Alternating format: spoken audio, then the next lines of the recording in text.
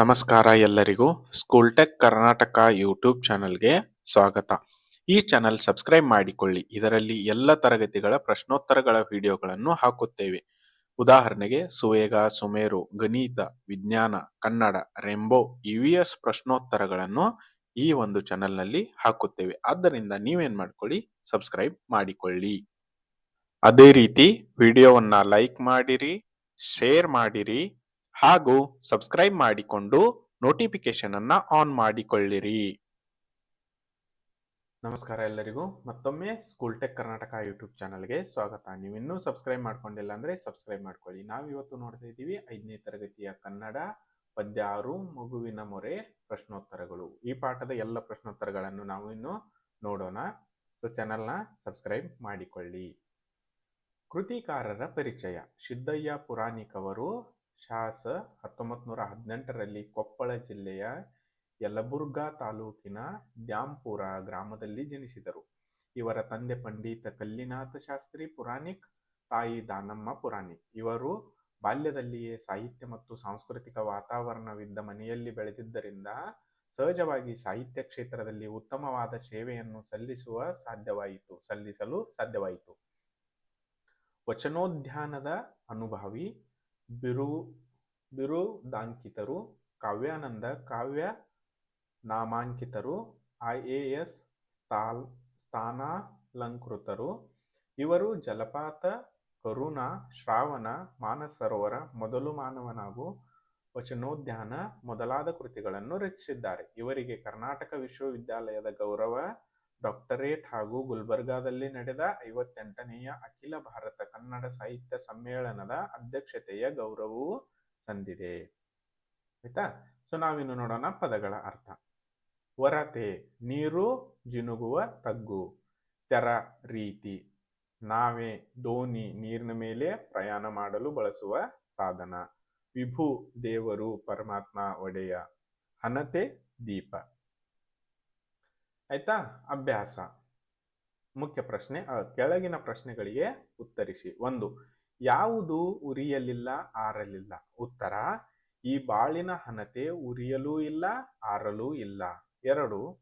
ಯಾವುದು ಮುಳುಗಲಿಲ್ಲ, ತೇಲಲಿಲ್ಲ? ಉತ್ತರ: ಜೀವನ ಹನತೆ ಮುಳುಗಲಿಲ್ಲ, ತೇಲಲಿಲ್ಲ. 3. ಯಾವುದನ್ನು ನಾವು ದೇವರಲ್ಲಿ ಬೇಡಿಕೊಳ್ಳಬೇಕು? ಉತ್ತರ: ಇರುವಿಗೊಂದು ಗುರಿಯನ್ನು ತೋರಿಸು ಎಂದು ನಾವು ದೇವರಲ್ಲಿ ಬೇಡಿಕೊಳ್ಳಬೇಕು. 4. ನಾವು ಏನೆಂದು ಹಾಡಿಕೊಳ್ಳಬೇಕು? ಉತ್ತರ: ನಾವು ಈ ಬದುಕಿಗೊಂದು ಅರ್ಥವನ್ನು ತೋರಿಸು ಎಂದು ನಾವು ಹಾಡಿಕೊಳ್ಳಬೇಕು. 5. ಸಿದ್ದಯ್ಯ ಪುರಾಣಿಕ್ ಅವರ ಕಾವ್ಯನಾಮ ಯಾವುದು? ಉತ್ತರ: ಸಿದ್ದಯ್ಯ ಪುರಾಣಿಕ್ ಅವರ ಕಾವ್ಯನಾಮ ಕಾವ್ಯಾನಂದ. ಐತಲ್ವಾ? ಸೊ ಅದೇ ರೀತಿ ಕೆಳಗಿನ ಪದ್ಯ ಭಾಗವನ್ನು ಪೂರ್ಣಗೊಳಿಸಿ ಕಂಠಪಾಠ ಮಾಡಿರಿ. ನೋಡಿ, ಇದನ್ನ ಪೂರ್ಣಗೊಳಿಸುವುದಿದೆ, ಅದೇ ರೀತಿ ಕಂಠಪಾಠ ಕೂಡ ಮಾಡುವುದಿದೆ. ಮೊದಲನೇದು ಯಾವುದಿದೆ? ಉರಿಯಲಿಲ್ಲ, ಆರಲಿಲ್ಲ, ಬಾಳ ಹನತೆ ಹೇ ಪ್ರಭೋ. ಬತ್ತಲಿಲ್ಲ, ತುಂಬಲಿಲ್ಲ, ಬಾಳ ಒರೆತ ಹೇ ವಿಭೋ. ಆಯ್ತಾ? ಎರಡನೇದು, ಇರವಿಗೊಂದು ಗುರಿಯ ತೋರು, ಇದನ್ನೇ ಬೇಡಿಕೊಳ್ಳುವೆ. ಬದುಕಿಗೊಂದು ಅರ್ಥ ತೋರು, ಇದನ್ನೇ ಹಾಡಿಕೊಳ್ಳುವೆ. ಐತಲ್ವಾ? ಸೊ ಇವುಗಳನ್ನ ಪೂರ್ಣಗೊಳಿಸಿ ಕಂಠಪಾಠ ಕೂಡ ಮಾಡಿರಿ. ಅದೇ ರೀತಿ ಇನ್ನು ಬರುತ್ತೆ ಭಾಷಾಭ್ಯಾಸ. ಕೆಳಗಿನ ಪ್ರಶ್ನೆಗಳಿಗೆ ಉತ್ತರಿಸಿ. 1. ಕ್ರಿಯಾಪದ ಎಂದರೇನು? ಉದಾಹರಣೆಯೊಂದಿಗೆ ವಿವರಿಸಿ. ಉತ್ತರ: ಕರ್ತೃವಿನ ಕ್ರಿಯೆಯನ್ನು ಹೇಳುವ ಪದವೇ ಕ್ರಿಯಾಪದ. ಇದು ಕರ್ತೃ ಮಾಡುವ ಕೆಲಸವನ್ನು ತಿಳಿಸುವುದರಿಂದ ವಾಕ್ಯದಲ್ಲಿ ಪ್ರಧಾನ ಪಾತ್ರ ವಹಿಸುತ್ತದೆ. ಉದಾಹರಣೆಗೆ, ರಾಮನು ನದಿಯಲ್ಲಿ ಈಜುತ್ತಿದ್ದಾನೆ. ಇಲ್ಲಿ ಈಜು ಪದವು ಕ್ರಿಯೆಯನ್ನು ಸೂಚಿಸುತ್ತದೆ.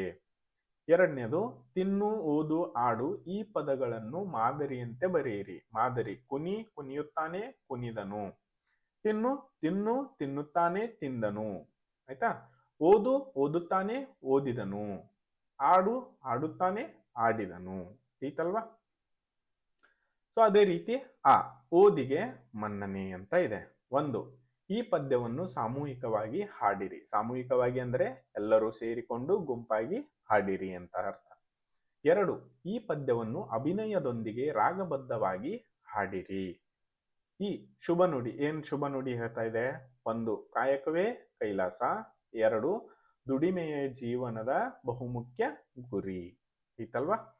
ಸೊ ಅದೇ ರೀತಿ ನಾವಿನ್ನು ಈ ವಿಡಿಯೋ ಇಲ್ಲಿಗೆ ಮುಗಿಸುತ್ತೇನೆ. ಈ ವಿಡಿಯೋ ವೀಕ್ಷಿಸಿದ್ದಕ್ಕೆ ಧನ್ಯವಾದಗಳು. ನೀವು ಸ್ಕೂಲ್ ಟೆಕ್ ಕರ್ನಾಟಕ ಸಬ್ಸ್ಕ್ರೈಬ್ ಮಾಡ್ಕೊಂಡಿಲ್ಲ ಅಂದ್ರೆ ಚಾನಲ್ನ ಖಂಡಿತ ಸಬ್ಸ್ಕ್ರೈಬ್ ಮಾಡಿಕೊಳ್ಳಿ ಮತ್ತು ಇದೇ ರೀತಿ ವಿಡಿಯೋಗಳನ್ನ ಆನಂದಿಸಿರಿ. Thanks for watching.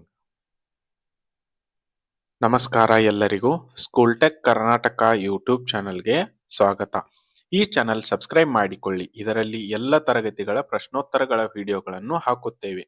ಉದಾಹರಣೆಗೆ ಸುವೇಗ, ಸುಮೇರು, ಗಣಿತ, ವಿಜ್ಞಾನ, ಕನ್ನಡ, ರೆಂಬೋ, EVS ಪ್ರಶ್ನೋತ್ತರಗಳನ್ನು ಈ ಒಂದು ಚಾನಲ್ನಲ್ಲಿ ಹಾಕುತ್ತೇವೆ. ಆದ್ದರಿಂದ ನೀವೇನ್ ಮಾಡ್ಕೊಳ್ಳಿ, ಸಬ್ಸ್ಕ್ರೈಬ್ ಮಾಡಿಕೊಳ್ಳಿ.